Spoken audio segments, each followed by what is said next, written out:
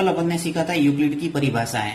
Next है इसकी Euclid की अभिग्रहित और उसके आगे अपन पढ़ेंगे यूक्लिड की अभिधारणाएं। तो तीन इसके अंदर मुख्य विषय वस्तु है और इसी से संबंधित आपके इसके अंदर से प्रश्न आएंगे। तो यूक्लिड की अभिग्रहित क्या है? देखिए, अभिग्रहित का अर्थ ये होता है कि ऐसे तथ्य जो सर्वव्यापी सत्य होते हैं उनको सिद्ध करने की आवश्यकता नहीं होती और न ही उनको सिद्ध किया जा सकता है, यानी यूनिवर्सल ट्रूथ जिसे अपन कहते हैं सत्यव्यापी। तो वो यूक्लिड ने अपनी ग्रंथ एलिमेंट्स के अंदर लिखे थे, वो अपन यहाँ एक एक करके पढ़ते हैं। जो इसने बुक के अंदर अपने सिलेबस में है वही अपन देखेंगे यहाँ। तो पहला है कि वे वस्तुएं जो एक ही वस्तु के बराबर हो एक दूसरे के बराबर होती है। अब सब जानते हैं कि वे वस्तुएं जो एक ही वस्तु के बराबर हो तो एक दूसरे के बराबर होती है। तो यहाँ पे देखिए, इसको समझने के लिए मैं एग्जाम्पल के तौर पे आपको ले रहा हूँ।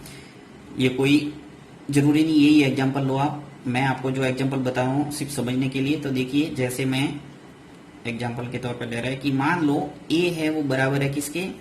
सी के, यानी ए है वो सी के बराबर है और बी भी बराबर है किसके? सी के। यानी वे वस्तुएं जो एक ही वस्तु के बराबर है, यानी ए एक वस्तु है जो कि सी के बराबर है और दूसरी वस्तु एक बी है, वो भी किसके बराबर है? सी के।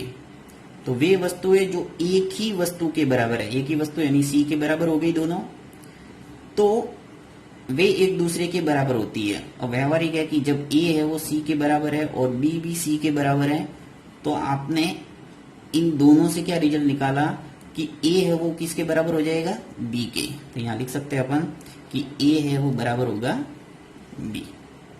तो बस ये ध्यान रखना है कि वे वस्तुएं जो एक ही वस्तु के बराबर हो एक दूसरे के बराबर होती है। पहली इसकी अभिग्रहित है यूक्लिड की अभिग्रहित। दूसरी अभिग्रहित है कि यदि बराबरों को बराबर में जोड़ा जाए तो पूर्ण भी बराबर होते हैं। वापस पढ़ रहा हूं मैं कि यदि बराबरों को बराबरों में जोड़ा जाए तो पूर्ण भी बराबर होती है। मान लो मैंने ए बराबर कर दिया बी। यदि बराबरों को बराबर में जोड़ा जाए तो पूर्ण भी बराबर होते हैं। यदि मैंने मान लिया कि ए है वो बी के बराबर है, तो यदि मैं इसके अंदर सी सी दोनों के अंदर जोड़ दूं, यानी ए प्लस कर दूं सी और बी में भी क्या कर दूं? सी जोड़ दूं, तो बी ये दोनों क्या होंगे? बराबर। इसे कहने का अर्थ यही है कि यदि बराबरों को बराबर में जोड़ा जाए, यानी बराबरों को बराबर में जोड़ा जाए, प्लस सी कर दिया और प्लस सी किया, तो भी ए प्लस सी और बी प्लस सी, तो पूर्ण भी बराबर होंगे। ये जो पूरा है वो इस पूरे के बराबर होंगे।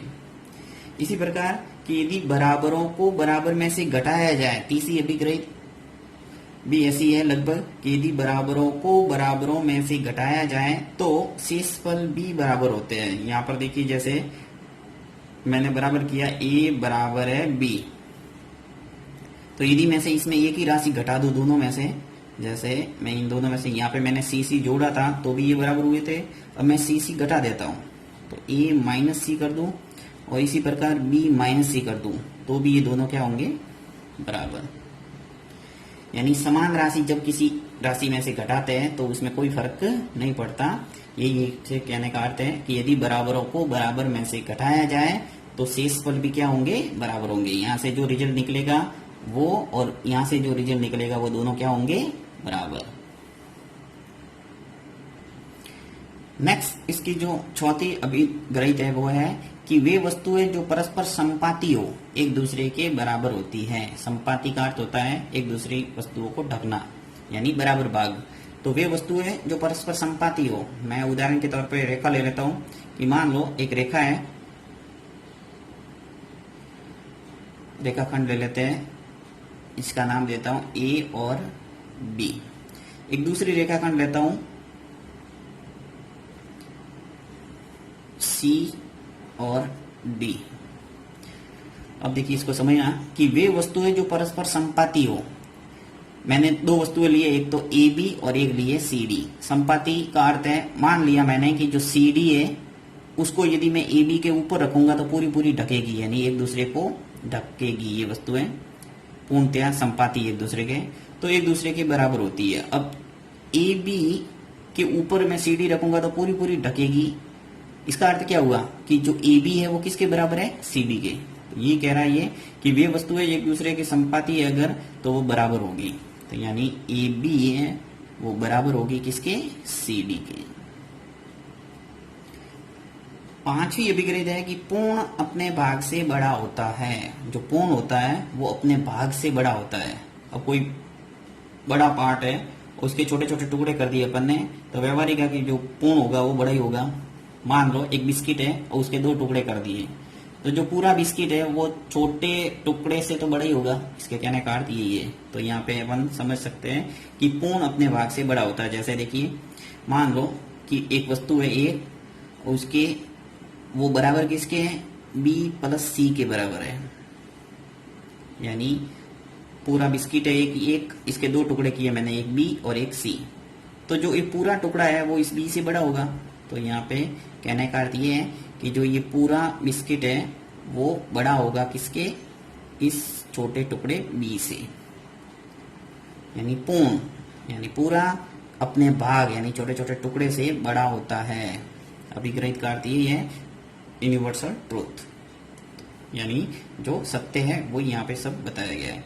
फिर छठी अभिग्रहित है कि एक ही वस्तुओं के दुगने परस्पर बराबर होते हैं। अब एक ही वस्तु का जो दुगना होगा वे परस्पर क्या होंगे, बराबर होंगे। तो जैसे कोई वस्तु है ए और ए 2 टाइम्स ऑफ सी के बराबर है, यानी सी का जो दुगना है वो इस ए के बराबर है। और एक वस्तु बी है वो भी इस दुगने सी के बराबर है। वापस समझते हैं इसको कि एक ही वस्तुओं के दुगने परस्पर बराबर होते हैं। ये कह रहा है कि एक ही वस्तु के दुगने, यानी एक वस्तु है सी, इसका दुगना यानी 2 गुना इस ए के बराबर है। फिर दूसरा जो सी है, इसी का दुगना वो इस बी के भी बराबर है, तो वो परस्पर बराबर होंगे। यानी ए बराबर होगा किसके, बी के। तो 2c बराबर है ए और 2c बराबर है बी, तो व्यवहारिक है कि ए बराबर होगा बी के। तो ए बराबर होगा बी। अंतिम अभिग्रहित है इसकी कि एक ही वस्तुओं के आधे परस्पर बराबर होते हैं। और एक ही वस्तुओं के जो आधे होते हैं वो परस्पर क्या होंगे, बराबर होंगे। तो यहाँ पर भी इसके जैसी ही बात कह रहा है कि ए मान लो c/2, यानी c का जो आधा है वो इस a के बराबर है, और b बराबर है c/2, यानी c का आधा है वो b के भी बराबर है। तो भी क्या होगा, a बराबर होगा किसके, b के।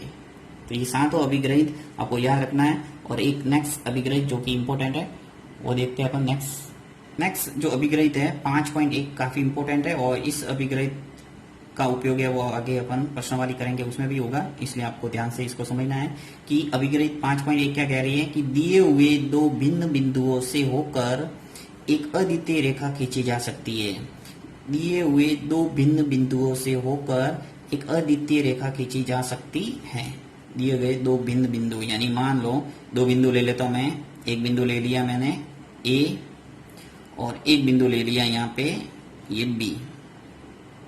अब ये कह रहा है कि 2 दिए हुए भिन्न बिंदु ए और बी से होकर एक अद्वितीय रेखा, यानी केवल एक रेखा ही खींची जा सकती है, अन्य कोई दूसरी रेखा नहीं खींची जा सकती। तो ए और बी से गुजरने वाली सिर्फ क्या होगी, एक रेखा होगी।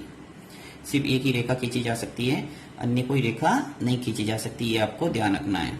इस पर आधारित आपके छोटे प्रश्न पूछे जा सकते हैं कि एक बिंदु से कितनी रेखा खींची जा सकती है। तो एक बिंदु से अनंत रेखा खींची जा सकती है। देखिए जैसे यहाँ पे साइड में थोड़ा समझाता हूं मैं। मान लो एक बिंदु है और यहाँ से आपको पूछ लिया कि एक बिंदु से कितनी रेखाएं खींची जा सकती है। तो एक बिंदु से अपन अनंत रेखा खींच सकते हैं, बहुत सारी, जिसकी कोई लिमिट नहीं है, अनंत रेखा खींची जा सकती है।